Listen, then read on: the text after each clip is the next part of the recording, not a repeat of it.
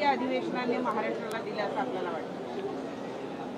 मला असं वाटतं की अर्थसंकल्पीय अधिवेशन असतं, ज्या अर्थसंकल्पीय अधिवेशनामध्ये सरकार आपलं अर्थसंकल्प मांडतं आणि अर्थसंकल्पाच्या माध्यमातून महाराष्ट्रातल्या जनतेला काय देणार आणि महाराष्ट्राच्या जनतेकडनं काय घेणार हे साधारण मांडायचं असतं या अर्थसंकल्पामध्ये.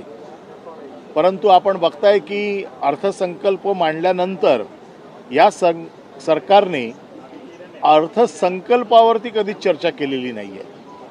अर्थसंकल्पामध्ये आम्ही काय देऊ, लोकांना कुठल्या सवलती देऊ, लोकांना कुठल्या सुविधा देऊ, लोकांचा कर किती असेल, खरं म्हणजे अर्थसंकल्पामध्ये जमा आणि खर्च याचा साधारण ठोकताळा मांडला जातो, ताळेबंद मांडला जातो.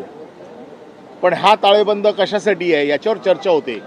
प्रत्येक खात्यावरती प्रत्येक खात्याला आम्ही कसं सांभाळणार आहोत, प्रत्येक खात्याला आम्ही कसे पैसे देणार आहोत आणि प्रत्येक खात्याकडनं आम्हाला काय अपेक्षा आहे आणि त्याच्यामुळे लोकांच्या जीवनामध्ये काय परिणाम होईल हे साधारण अर्थसंकल्प अधिवेशनात अपेक्षित असतं.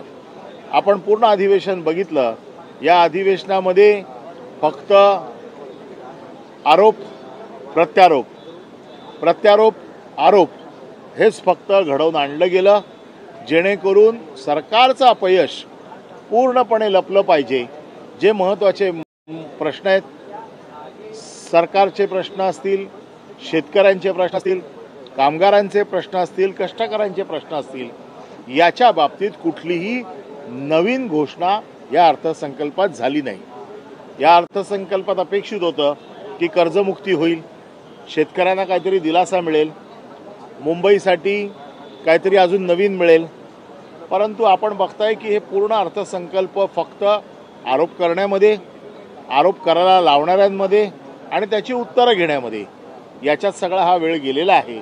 मला असं वाटतं की सरकारने स्वतःचं अपयश लपवण्यासाठी हे अर्थसंकल्पीय अधिवेशन अशा दिशेला वळवलं की ज्याच्यावरती महत्त्वाच्या प्रश्नांवरचं लोकांचं लक्ष उडालं पाहिजे. परंतु मग तुम्ही सरकारने रचलेल्या सापळ्यात विरोधक अडकले का आणि ज्या दिशेनं सरकारला हे अधिवेशन द्यायचं होतं त्याच भरकटलेल्या आम्ही वारंवार जे प्रश्न मांडण्याचा प्रयत्न केला, आपण बघताय की आम्ही जे प्रश्न मांडण्याचा प्रयत्न केला, कारण आम्हाला हे समजत होतं की सरकार ज्या पद्धतीने भरकटवतंय, मूळ मुद्द्यावरती आणायला प्रयत्न केला. परंतु आपण बघताय खालच्या सभागृहात वरच्या सभागृहात विरोधकांना बोलू दिलं जात नाही आहे, विरोधकांचा आवाज दाबला जातोय. नियम तोडून सगळ्या प्रकारचे नियम, ज्या नियमाप्रमाणे हे विधिमंडळ चालतं, ह्या सगळ्या नियमांची पायमल्ली करून, पायदुळी तुडवून हे अधिवेशन चालवलं गेलं. विरोधक बोलायला उभे राहिले की गोंधळ घालणं. पहिल्यांदा मी असं इतक्या वर्षात बघतोय की सत्ताधाऱ्यांकडनं गोंधळ घालून सभागृह बंद पाडलं जाते. असं कधी होत नाही. सरकारचं काम असतं, सरकारने अधिवेशन चालवायचं असतं, सरकारने अधिवेशन बंद पाडायचं नसतं. आणि हे अधिवेशन बंद पाडायचं काम वारंवार सत्ताधारी पक्षाकडनं होत आहेत.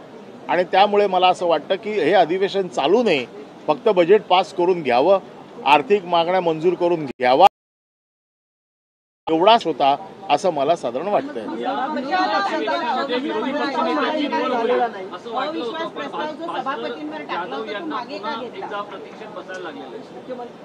मुख्यमंत्री स्वतः म्हणाले की खुर्ची काही काळ रिकामी राहू दे. नाही, आमचं म्हणणं असं आहे, आमचं म्हणणं असं आहे की आम्ही पत्र दिलेलं आहे. आम्ही जेव्हा पत्र दिलंय, विरोधी पक्षनेता अध्यक्ष का निवडत नाही याचं उत्तर पक्षाने आम्हाला लेखी द्यावं अशी आमची मागणी आहे. कुठला नियम असेल, कुठला कायदा असेल, तो त्यांनी आम्हाला सांगावा आणि त्यांनी आम्हाला लेखी द्यावं की हे देता येईल, देता येणार नाही. हेच तर आम्ही सांगतोय की कुठलाही प्रश्न अनुत्तरित ठेवायचा, त्याचं उत्तरच द्यायचं नाही, ही या सरकारची नीती राहिलेली आहे. आणि त्यामुळे भास्कर जाधवांचं नाव आम्ही देऊन देखील अजूनही त्याची घोषणा झालेली नाही. किमान भास्कर जाधवांना का करत नाही हे तर तुम्ही सांगा, पण हे पण ते सांगत नाहीयेत. त्यामुळे अनुत्तरित ठेवायचे प्रश्न, लोकांचं लक्ष भरकटवून टाकायचं आणि आम्ही विरोधकांनी जर मूळ मुद्द्याला आणण्याचा प्रयत्न केला तर त्याला बोलू द्यायचं नाही. सभापतींच्या विरोधात जो अविश्वास प्रस्ताव टाकला होता तो मागे का घेतला? कारण त्यांची तक्रार घेऊन तुम्ही राज्यपालांपर्यंत गेला. बरोबर आहे. सभापतींकडे जो आम्ही अविश्वास हा एका माणसाबद्दल नव्हता.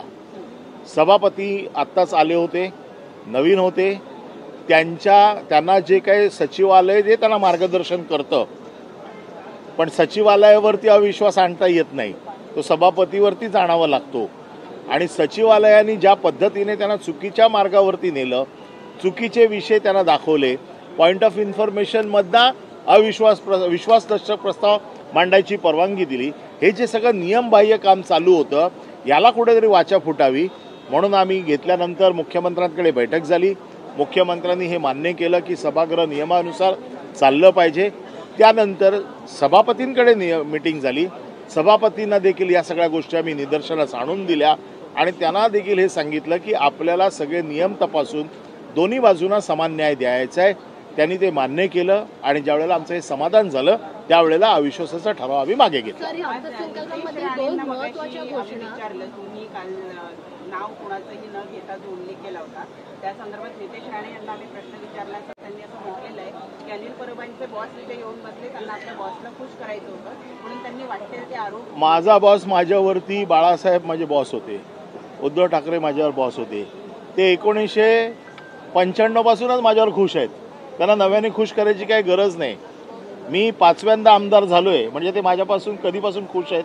त्यांना नव्याने काय मला खुश करायची गरज नाही. मी करताय आणि कार्यकर्त्याच्या कामगिरीवरती माझा बॉस खुश असणं याच्यात काही गैर नाही आहे. त्याच्यासाठी मला वेगळं काय करायची गरज नाही. आणि मी काय पक्ष बदलून नवीन बॉस शोधलेले नाही आहेत की ज्यांना मला प्रत्येक वेळेला खुश करायचं आहे.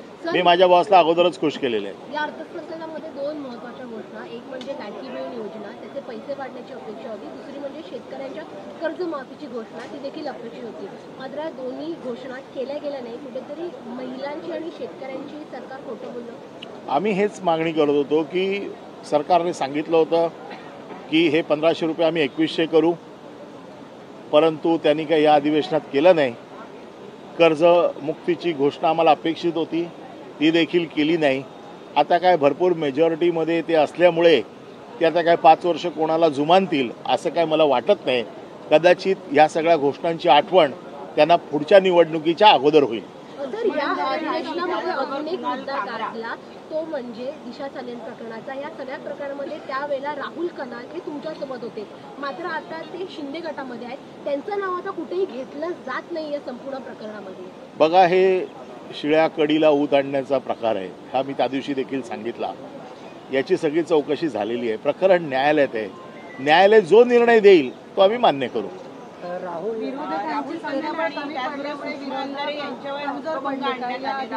हक्कभंग आणला आहे, पण तो हक्कभंग नियमात बसतो की नाही हे हक्कभंग समिती ठरवेल. त्या हक्कभंग समिती ज्या वेळेला याचा निर्णय घेईल त्यावेळेला आम्ही देखील तिकडे असू. हा हक्कभंग बसणार नाही, परंतु आणलेला आहे. आम्हाला असं वाटतं भारतीय जनता पक्षाच्या वतीने हा हक्कभंग आणला गेला आहे. खरं अशी अपेक्षा होती की शिंदे गटाचा कोणतरी हक्कभंग आणेल, परंतु हा विषय पुन्हा चालत राहावा, पुन्हा चघळत राहावा अशी कदाचित भारतीय जनता पक्षाची अपेक्षा असेल आणि म्हणून हा हक्कभंग आणला गेला असं मला वाटतं. रस्त्यांचा प्रश्न आहे, विरोधकांचा कॉन्फिडन्स हरवला असं प्रवीण दरेकर असं आहे. त्यांना असं वाटतंय प्रवीण दरेकरांना आमचा कॉन्फिडन्स हरवलाय असं वाटत असेल तर आमचा विधान परिषदेमधला जो काही परफॉर्मन्स आहे किंवा आमचे प्रश्न उत्तर आहेत किंवा आमचे जे काही विचार आम्ही मांडलेले आहेत त्याची उत्तरं देताना कोणाचा कॉन्फिडन्स हरवला आहे हे टी सकट सगळा महाराष्ट्र बघत असतो. त्यामुळे प्रवीण दरेकर काय म्हणतात हे महत्त्वाचं नाही, अख्खा महाराष्ट्र काय म्हणतो हे महत्त्वाचं आहे. मुंबईतील रस्त्यांचा प्रश्न आहे आणि रस्त्यांच्या प्रश्नांवरती बैठक देखील झाली. बघा, असं आहे, सत्तेचा माज असू नये आणि की अल्पसंख्याक असल्याचा न्यूनगंड असू नये हे आम्हाला शिकवले. त्याच्यामुळे आम्ही कमी जरी असलो तरी आम्ही लढवई आहोत, आम्ही लढत राहणार. तर मुंबईतील 35% रस्ते आहेत ते खोदलेले आहेत. 31 मे पर्यंतचा वेळ आहे तो मागितलेला आहे. 70 दिवसामध्ये पूर्ण करण्याचं आश्वासन देखील दिलंय. त्यावरचं सरकार हे करू शकेल का? कारण गेल्या वर्षी हे बिलकुल 31 मे पर्यंत होऊ शकणार नाही. जरी कोणी काही सांगितलं असेल तरी हे डोळ्याला पाणी लावायचं काम चाललेलं आहे. 31 मे पर्यंत कुठलेही रस्ते होऊ शकणार नाही. किती टक्के काम झालंय आम्ही दररोज रस्त्याने फिरतो, आम्हाला माहिती आहे आणि त्यामुळे हे खोटं आश्वासन आहे. 31 मे पर्यंत रस्ते होऊ शकत नाहीत. तर दिशा चालेल केस मंत्री असतील किंवा मग अधिकारी असतील ते गंभीर नाहीये, सभागृहात उपस्थित राहत नाहीये, हा सर्व प्रकार हे सरकारचं अपयश आहे की अधिकारी गंभीर नाही. म्हणजे सरकारचं प्रशासनावरती कंट्रोल चालवावा लागतो. Sir, some serious allegations are being made on previous Mahavikas Aghadi's government in assembly as well as in council. Disha Salian's case was discussed, and Aditya Thackeray's resignation is being demanded. Additionally, Nitesh Rane is also accusing him of selling drugs. The matter is sub judice. Whatever the answer we have to give, we will give in a court. Sir,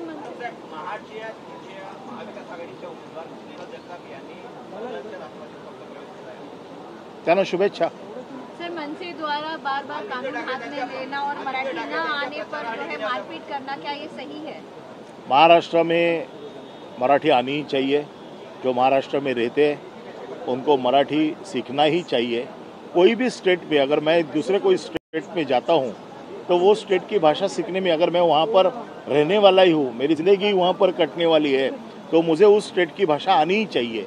ये simple rule है. Sir, लेकिन मारपीट करना, क्या ये रास्ता सही है? कानून हाथ में लेना सही है? कौन सा? परब सर, परब सर, उसमें कानून का अपना काम करेगी ना. मारपीट करना कानून अपना हाथ में काम लेना, करेगी. क्या ये सही है? कानून अपना काम करेगी. सर, सुषमा अंधारा ने कामरा का जो गीत है उसे रिपीट किया है, कविता को रिपीट किया, क्या कहना चाहेंगे? मैं क्या कहूँ, उन्होंने किया है रिपीट. सर आपने भी सुना है वो. सर स्थानिक आप भी गुनगुना रही थी, मैं देखा. सर स्थानिक स्वराज्य संस्थेच्या आता निवडणुका पुढे येणार आहेत, तर कसं चित्र आहे? नाही, असं चित्र, मी काही चित्रकार नाही आहे चित्र काढायला. धन्यवाद. सभेनं आपलं कामकाज 100